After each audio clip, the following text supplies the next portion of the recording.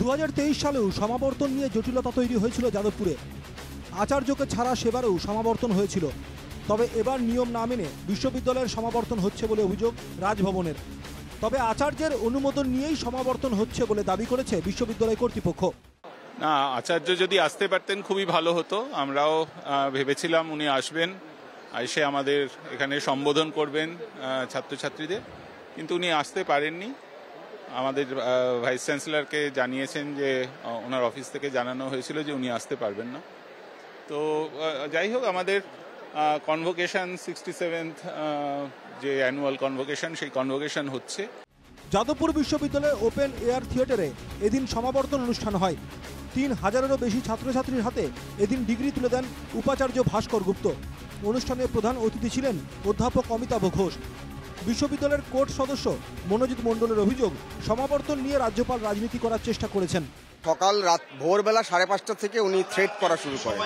উনি পুরোপুরি রাজনীতি করছেন। উনি মোদী সরকারের যা পলিসি, যে সমস্ত গণতান্ত্রিক পদ্ধতি যে বডিগুলো আছে সেগুলোকে এই ইলেক্টেড নয়, এই নমিনেটেড মেম্বার দিয়ে ভেঙে দেওয়া, উনি সেই পলিসিকে ফলো করছেন। 5 বছর আগে যাদবপুরের সমাবর্তনে এসে বিক্ষোভের মুখে পড়েছিলেন তৎকালীন রাজ্যপাল জগদীপ ধনখড়। বর্তমান রাজ্যপাল সিভি আনন্দ বোস যদি যাদবপুর ক্যাম্পাসে আসতেন, তিনিও পড়তেন বিক্ষোভের মুখে। অনুষ্ঠানের মঞ্চের কিছুটা দূরে বিক্ষোভ দেখালো এসএফআই। যাদবপুর বিশ্ববিদ্যালয় সহ অন্যান্য জায়গাতেও ছাত্র ইউনিয়নের অস্তিত্ব নেই। তাই নিয়ে আমরা যেরকম আমাদের মাঠে ময়দানে রাস্তায় আন্দোলন করে ছাত্র সংসদের দাবি জানাচ্ছি, তেমন আজকের কনভোকেশনের মঞ্চে যেখানে আচার্য আসবেন তাকেও আমরা জানাবো যে অবিলম্বে যাতে ছাত্র সংসদ নির্বাচন হয়। রাজ্যপালের না আসায় কার্যত কোনো প্রভাবই পড়েনি সমাবর্তন অনুষ্ঠানে। হাসি মুখেই সবাই উপাচার্যের হাত থেকে শংসাপত্র গ্রহণ করেছেন। 24শে ডিসেম্বর যে কোনো যাদবপুর বিশ্ববিদ্যালয়ের ছাত্র, যারা বিশেষত যারা ডিগ্রি প্রাপক, তাদের কাছে একটা আবেগের দিন। প্রথমত রাজ্যের প্রধান, আমাদের বিশ্ববিদ্যালয়ের প্রধান, এই হিসাবে ওনার আরও সহমর্মিতা হওয়া উচিত ছিল। ভোগ কলরব এখন অতীত। প্রাক বড়দিনে উৎসবের মেজাজেই হলো যাদবপুরের 67তম সমাবর্তন।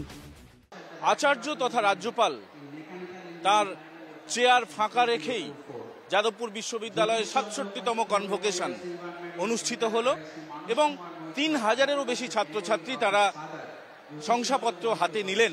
তাদের হাতে শংসাপত্র তুলে দিলেন উপাচার্য ভাস্কর গুপ্ত।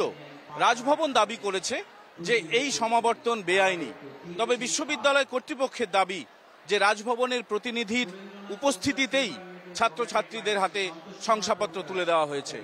যাদবপুর বিশ্ববিদ্যালয়ের সমাবর্তন মঞ্চের সামনে থেকে ক্যামেরায় জয়দীপের সঙ্গে দীপঙ্কর মণ্ডল, NKTV বাংলা।